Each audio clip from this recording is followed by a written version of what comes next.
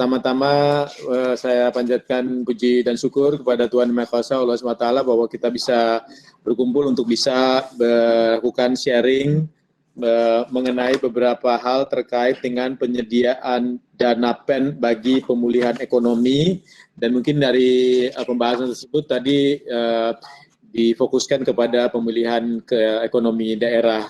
Mungkin dalam kesempatan ini memang kami bisa sampaikan, kalau kita bisa langsung ke slide 4 di dalam presentasi kami. Memang Bank BTN ini adalah bank yang fokusnya adalah kepada pembiayaan di sektor perumahan, Bapak Ibu, seperti diketahui bersama. Dapat kita lihat di sini bahwa total pembiayaan yang disalurkan oleh Bank BTN sampai dengan posisi bulan September yang lalu itu kurang lebih sekitar 253 triliun rupiah. Itu memang cukup didominasi oleh sektor perumahan, baik dalam bentuk KPR maupun kita salurkan dalam bentuk kredit konstruksi. Jadi kalau kita lihat posisi per bulan September yang lalu, total portfolio Bank BTN untuk kredit perumahan itu kurang lebih di kisaran 89,3%. Dan kita memang memiliki pangsa pasar untuk sektor KPR ini adalah sebesar 40%. Terutama yang kami memiliki dominasi adalah untuk KPR subsidi, di mana pangsa pasar Bank BTN untuk KPR bersubsidi ini adalah sebesar 89%. Dan kalau kita lihat di slide yang sebelah kanan yang kami paparkan di sini, total portfolio KPR sampai dengan saat ini di bulan September yang lalu itu ada kurang lebih sekitar 1.778.000 unit rumah yang kami biayai. Jadi memang kita sangat fokus sekali kepada pembiayaan perumahan dan juga kepada sektor perumahan secara umum. Nah, ini mungkin kami sampaikan karena kita juga melihat bahwa sebetulnya sektor real estate dan perumahan adalah sektor yang di Indonesia ini kontribusinya masih cukup rendah. Padahal kalau kita lihat di pasar ataupun di negara-negara lain atau di ekonomi-ekonomi yang lain, itu kontribusi di sektor perumahan, misalnya di negara tetangga kita seperti Thailand dan Malaysia, kontribusinya sudah di atas 20%. Kalau kita lihat di halaman 3, itu kontribusi daripada sektor perumahan, halaman 3. Halaman 3. Hah? Hah? Oh, Pak Winang. Kalau kita lihat di halaman 3, kita lihat kontribusi dari sektor perumahan khususnya di sini adalah direfleksikan dalam kontribusi sektor real estate itu tidak sampai 3%. Dan ini tentunya sudah kami sampaikan dibandingkan dengan apa yang dikontribusikan di sektor perumahan di negara-negara lain yang sudah mencapai di atas 20%. Kalau kita lihat di halaman 3, bahwa pertumbuhan daripada sektor properti itu cukup resilient. Jadi persepsi di masyarakat selama ini adalah tentunya sektor properti merupakan sektor yang sangat volatile atau akan mengalami penurunan pada saat ekonomi menurun, dan bahkan mungkin biasanya digambarkan penurunannya lebih buruk. Tapi kalau kita lihat di sini bahkan sampai dengan triwulan ketiga tahun 2020 bisa dilihat bahwa pertumbuhan sektor real estate ataupun perumahan itu masih mengalami pertumbuhan yang positif, yaitu sebesar 1,98%. Memang tidak sebaik apa yang kita lihat di sektor pendidikan ataupun sektor pertanian misalnya yang masih tumbuh di atas 2%. Tetapi dengan pertumbuhan yang masih mendekati 2% di saat perekonomian secara keseluruhan itu mengalami kontraksi sebesar kurang lebih sekitar 3%, tentunya ini menunjukkan bahwa sektor properti perumahan khususnya merupakan sektor yang cukup resilient. Dan itu sebabnya maka kami dalam paparan kami nanti akan menyampaikan beberapa hal yang memang terkait mengenai sektor perumahan sendiri dan apa harapan kami khususnya dalam hal program PEN ini untuk bisa lebih aktif lagi disalurkan kepada sektor perumahan. Karena selain juga bahwa pada saat ini kontribusinya masih cukup rendah, ternyata cukup resilient dan tentunya merupakan salah satu sektor yang memiliki multiplier effect yang cukup tinggi serta merupakan sektor yang cukup padat karya. Tapi sebelum kami memaparkan mengenai hal tersebut, kami ingin menyampaikan terlebih dahulu mengenai bagaimana progress report mengenai penyaluran program PEN di Bank BTN sendiri di halaman 7. Dapat kita lihat di sini ada 6 hal yang memang Bank BTN berperan aktif dalam hal penyaluran dana ataupun penyaluran program PEN, termasuk misalnya penyaluran subsidi, gaji, dan upah bagi pekerja dan buruh. Dan kita juga memang dalam hal ini aktif dalam hal melakukan penyaluran baik itu untuk gelombang pertama dan gelombang kedua sudah disalurkan kurang lebih sekitar 1,76 triliun rupiah dengan 1 juta rekening. Kemudian kita juga cukup aktif berpartisipasi dalam hal penyaluran program perlindungan sosial baik itu dalam bentuk sembako, PKH, BST dan juga BST non PKH. Kemudian juga tentunya bantuan subsidi bunga kredit dalam bentuk penyaluran PMK 85 dan juga PMK 138.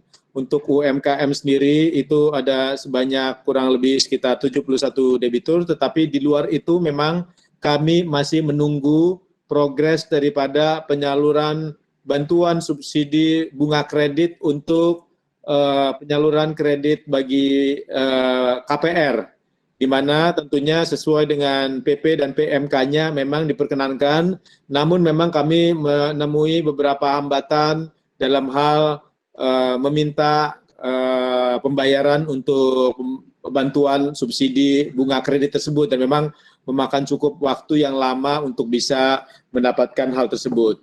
Dan kami juga tentunya berpartisipasi dalam hal memperoleh penempatan uang negara. Dalam hal ini kita memperoleh penempatan sebesar 10 triliun rupiah dan sudah menyalurkan sebesar 25,6 triliun rupiah per posisi tanggal 27 November 2020 serta juga program-program yang lain. Jadi realisasi penyaluran dana PEN di Bank BTN terkait dengan optimalisasi penempatan uang negara sebesar 10 triliun rupiah tersebut dapat dilihat di halaman 9, di mana kami menyalurkan di 33 provinsi, 77% memang dana yang kami salurkan ini disalurkan di luar wilayah DKI Jakarta, dan bahkan 23% kami salurkan di luar Pulau Jawa. Dan kalau kita lihat berdasarkan penggunaannya, dari sebesar 25,6 triliun rupiah yang kami salurkan, memang dominasinya ini ada di sektor perumahan, di mana untuk KPR subsidi sendiri kami sudah menyalurkan sebesar 8,4 triliun rupiah yang disalurkan kepada 59.505 debitur. Untuk KPR non subsidi disalurkan sebanyak 5,2 triliun rupiah yang kami salurkan kepada 19.245 debitur.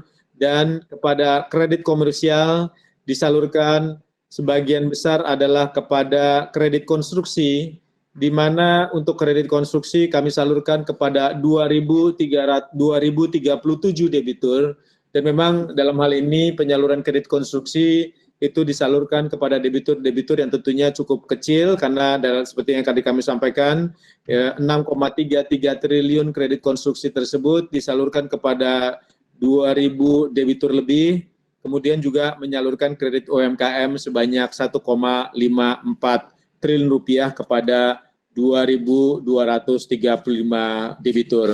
Dan tentunya penyaluran ini disalurkan dengan tingkat bunga yang cukup rendah, di mana rata-rata tingkat bunga yang kami salurkan dalam hal ini adalah dengan tingkat bunga sebesar 8,38%. Jadi tentunya ini merupakan satu rate yang cukup rendah, karena memang penempatan pada awalnya itu kami memperoleh penempatan dengan tingkat bunga sebesar 3,8% kurang lebih.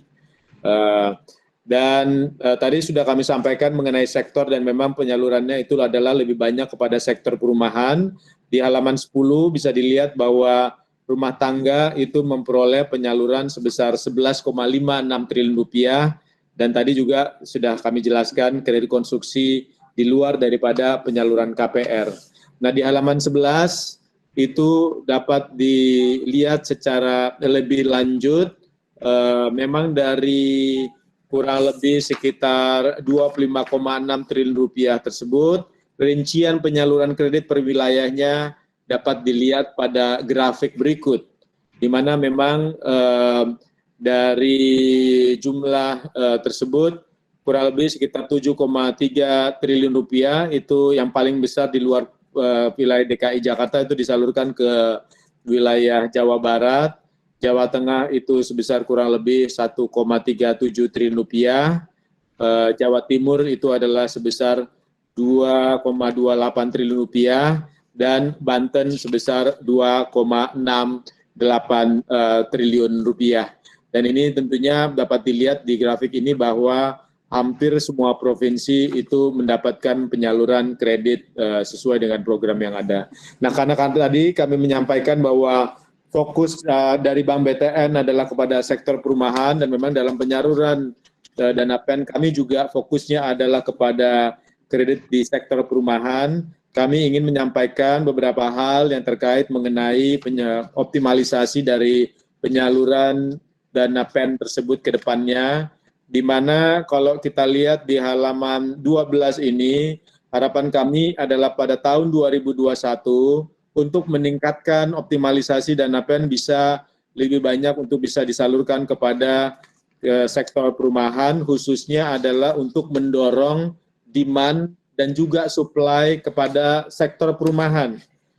Dan memang Indonesia sudah memiliki RJPMN untuk target pembiayaan sektor perumahan dari tahun 2020 sampai dengan tahun 2024 nanti, di mana untuk tahun 2021 sendiri itu diharapkan bahwa akan dilakukan pembiayaan sebanyak 157.500 pembiayaan dalam bentuk FLPP untuk kredit rumah bersubsidi, kemudian untuk pembiayaan dengan skema BP2BT atau subsidi uang muka dengan skema BP2BT itu adalah 68.342. Sementara itu untuk penyaluran dalam bentuk BP melalui BP Tapera disalurkan sebanyak 75.000 dan 10.000 melalui SMF. Nah, kami melihat bahwa sebetulnya apabila RJPMN ini memang betul-betul bisa dijalankan, ini tentunya akan bisa memiliki pengaruh yang sangat positif kepada sektor-sektor yang lain. Karena sektor perumahan selain tadi kami sampaikan merupakan salah satu sektor yang cukup resilient, terus mengalami pertumbuhan, karena memang demand-nya khususnya adalah untuk perumahan yang ditinggali sebagai rumah pertama, itu demand-nya masih cukup kuat, permintaannya masih cukup kuat, dan ini juga ditunjukkan dari sebuah studi yang kami lakukan di House Finance Center, sebuah study center ataupun lembaga research di lingkungan Bank BTN, di mana price index daripada harga rumah tipe 36 itu sampai dengan saat ini masih mengalami pertumbuhan. Selain daripada itu, juga kita lihat multiplier effect daripada sektor perumahan juga memiliki pengaruh yang cukup positif kepada sektor-sektor lain. Dapat dilihat di halaman 13 ini, terutama melalui sebuah kajian input-output dari sektor pembiayaan rumah kepada sektor-sektor lainnya, di mana koefisien multiplier untuk sektor properti memiliki koefisien sebesar 2,15, yang artinya setiap spending sebesar Rp1 pada sektor properti, maka akan menciptakan output total pada perekonomian nasional sebesar Rp2,15. Sehingga kita harapkan kalau misalnya nanti, misalnya anggaran FLPP itu adalah sebesar Rp16,63 triliun, maka tentunya akan memiliki pengaruh 2,15 kalinya daripada jumlah tersebut. Nah, kita berharap tentunya kalau tahun sebelumnya ada anggaran FLPP sebesar 11 triliun rupiah, yang artinya tambahan anggaran FLPP adalah sebesar 5,6 triliun rupiah, maka akan berdampak pada tumbuhnya ekonomi sebesar 12,1 triliun rupiah. Dan ini tentunya merupakan satu multiplier effect yang cukup signifikan dan juga memiliki dampak terhadap penyerapan tenaga kerja. Salah satu kajian yang kami lakukan adalah bahwa setiap pembangunan rumah itu memiliki pengaruh sebesar kurang lebih 5 kalinya atau penciptaan lapangan kerja sebanyak 5 kalinya. Dan ini tentunya menjadi salah satu dasar beberapa usulan kenapa kami harapkan di tahun 2021 nanti pembiayaan perumahan dan subsidi, termasuk di dalamnya adalah subsidi baik itu untuk mendorong demand maupun supply di sektor perumahan akan mendapatkan prioritas dari pemerintah. Dan kita berharap bahwa next kalau kita lihat di halaman 6, tentunya bantuan yang diharapkan bukan hanya dari sisi availability dan juga affordability daripada sektor perumahan sendiri. Affordability artinya bagaimana kita semua menyediakan perumahan dengan harga yang terjangkau pada pemerintah bagi para penggunanya, dan juga menyediakan pembiayaan yang juga terjangkau bagi para penggunanya, tetapi juga mengadres ataupun berupaya untuk memastikan bahwa availability ataupun ketersediaan melalui memastikan bahwa supply-nya pun tersedia, sambil juga kepada bank dan juga perusahaan pembiayaan juga memastikan bahwa accessibility untuk bisa memperoleh pembiayaan perumahan itu juga makin lama makin meningkat. Dari sisi demand, bisa dilihat di halaman 19 dari paparan kami, bahwa kami berharap bahwa saat ini peran Bank BTN adalah sebagai bank penyalur atau pelaksana pembiayaan dengan skema FLPP, SSB, dan juga subsidi suku bunga, termasuk juga skema BP2BT. Ada beberapa hal yang kami harapkan ini untuk bisa dilakukan. Pertama-tama tentunya dari sisi ketersediaan dana subsidinya sendiri, seperti kami sampaikan, kami harapkan bahwa di tahun 2021 nanti akan ada 157.500 dana pembangunan pembiayaan unit perumahan yang bisa dilakukan dengan total dana sebesar 16,6 triliun rupiah. Tetapi di luar itu juga tentunya kita berharap masih ada skema-skema lainnya seperti skema subsidi selisih bunga dan juga subsidi suku bunga. Subsidi suku bunga tentunya kami harapkan untuk kita bisa berikan kepada segmen wira swasta misalnya. Sementara itu untuk skema subsidi FLPP dan subsidi SSB kami harapkan nantinya bisa diberikan kepada sektor pengguna yang berpendapatan tetap. Dan kita juga tentunya berharap ke depannya juga bisa memperkuat sumber pembiayaan melalui kerjasama dengan PT SMF, sebuah kerjasama yang selama ini sudah cukup lama terjalin, dan kita juga terus mendorong sisi ketersediaan rumah juga bersinergi dengan para stakeholder perumahan, baik itu developer, asosiasi, dan juga para pengembang. Tetapi di luar itu kita juga berharap bahwa nantinya di tahun 2021 bekerja sama juga mungkin dengan beberapa instansi yang ada, pertama adalah instansi-instansi yang terkait dengan pemerintahan sebagai perlaku contractual saving for housing, seperti misalnya BPJSTK, BP Tapera, dan juga TWP atau Tabungan Wajib Prajurit Angkatan Darat, untuk bisa menyediakan sumber dana jangka panjang dan murah dalam hal pembiayaan perumahan yang lebih terjangkau bagi masyarakat. Jadi sebenarnya misalnya kami sampaikan tadi BPJSTK saat ini sebetulnya mengelola dana sebesar kurang lebih di atas 300 triliun rupiah, yang mana sekitar 30% diantaranya itu bisa dialokasikan untuk memberikan manfaat layanan tambahan dalam bentuk fasilitas pembiayaan perumahan bagi para anggota BPJS TK atau para pekerja. Selain daripada itu, tentunya seperti kami sampaikan, diharapkan bahwa dari tahun 2020 sebetulnya sesuai dengan undang-undang yang ada, BP Tapera diharapkan juga sudah mulai bisa menyalurkan pembiayaan bagi para ASN dan juga TNI Polri dan juga mungkin para karyawan-karyawati BUMN.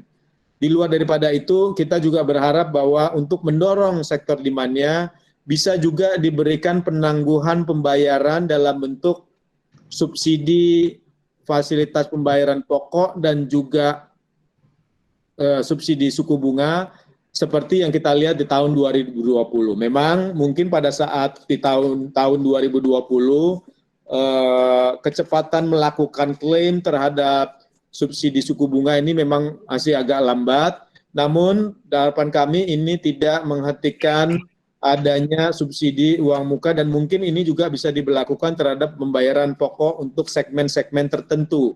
Karena memang pemberian fasilitas restrukturisasi kredit bagi para debitur yang terdampak COVID ini betul-betul sangat membantu para debitur tersebut sehingga mereka bisa terus menjalankan kegiatan usaha ataupun juga kegiatan membiayai biaya hidup mereka. Kemudian dari sisi supply, kita juga berharap bahwa bisa ada diberikan bantuan dalam bentuk kredit konstruksi. Kalau selama ini mungkin yang kredit KPR bersubsidi itu lebih banyak targetnya adalah kepada mendorong demand. Tapi kami juga berharap tentunya juga bisa diberikan adanya kredit konstruksi untuk bisa mendorong dari sisi supply-nya.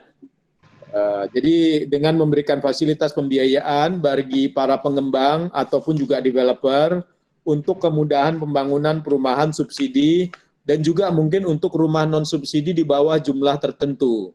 Seperti misalnya untuk rumah non-subsidi dengan nilai rumah di bawah 500 juta rupiah. Karena tadi seperti yang kami sampaikan, tentunya para pengembang untuk non-subsidi ini memang betul-betul akan bisa mendorong kegiatan ekonomi yang lainnya. Dan mungkin juga bisa diberikan dalam bentuk penjaminan juga. Karena di masa-masa seperti tahun 2020 dan 2021, di saat dunia bisnis memang masih penuh dengan ketidakpastian, adanya penjaminan khususnya adalah kepada sektor-sektor yang memang cukup resilient, artinya tidak terlalu pengaruh oleh sektor perekonomian secara keseluruhan, dan juga mempekerjakan jumlah pekerja yang cukup besar, memiliki pengaruh dalam hal mengemploy jumlah tenaga kerja yang cukup besar, itu juga tentunya kita harapkan dapat diberikan penjaminan, baik itu melalui SMF ataupun melalui SMI sebagai lembaga pembiayaan yang mungkin bisa melakukan hal-hal tersebut. Ini juga tentunya untuk memastikan bahwa pembangunan perumahan dapat dilakukan dengan sesuai dengan standar kelayakan yang ada. Terakhir, kami berharap bahwa dari sisi supply, beberapa kendala pemenuhan PSU untuk perumahan bersubsidi ini juga bisa dibantu untuk bisa dicarikan jalannya untuk bisa mengurangi adanya hambatan penyaluran. Adanya kendala pemenuhan PSU seperti misalnya PSU listrik dan juga jalan lingkungan masih dalam progres. Mudah-mudahan ke depannya tidak lagi menjadi kendala bagi kami untuk bisa melakukan akad kredit dan juga menyalurkan perkreditan. Karena dengan adanya aturan yang memang menghambat adanya pemberian kredit dan juga pelaksanaan akad bagi rumah bersubsidi yang PSU listriknya belum tersedia dan PSU jalan lingkungannya masih dalam progres, padahal si pengembang atau developer sebetulnya menunjukkan adanya komitmen dengan penyediaan dana yang cukup untuk membangun atau meminta kepada PLN untuk membangun PSU listrik dan juga jalan. Ini tentunya kita harapkan bisa dikurangi ke depannya dengan menghapuskan aturan kewajiban PSU listrik dan jalan yang harus sudah jadi sebelum pelaksanaan akad ataupun penyaliran kredit tersebut. Mungkin itu yang ingin kami sampaikan dalam kesempatan ini. Sekali lagi terima kasih atas kesempatannya. Mungkin summary-nya seperti kami sampaikan tadi, kami percaya bahwa sektor perumahan adalah merupakan sektor yang labor intensif atau banyak mempekerjakan orang, dan juga ternyata berbeda dengan persepsi selama ini, sebetulnya merupakan sektor yang cukup resilient. Kami berharap tentunya adanya konsistensi terhadap bantuan subsidi terhadap sektor perumahan, dan juga mengurangi adanya berbagai peraturan yang menghambat adanya penyaluran, baik itu untuk mendorong demand dalam bentuk subsidi KPR maupun kredit konstruksi. Mudah-mudahan bisa ditingkatkan atau dikurangi adanya hambatan-hambatan tersebut sehingga akan membantu sektor perumahan. Demikian forum, kami kembalikan kepada Bapak Irfandi.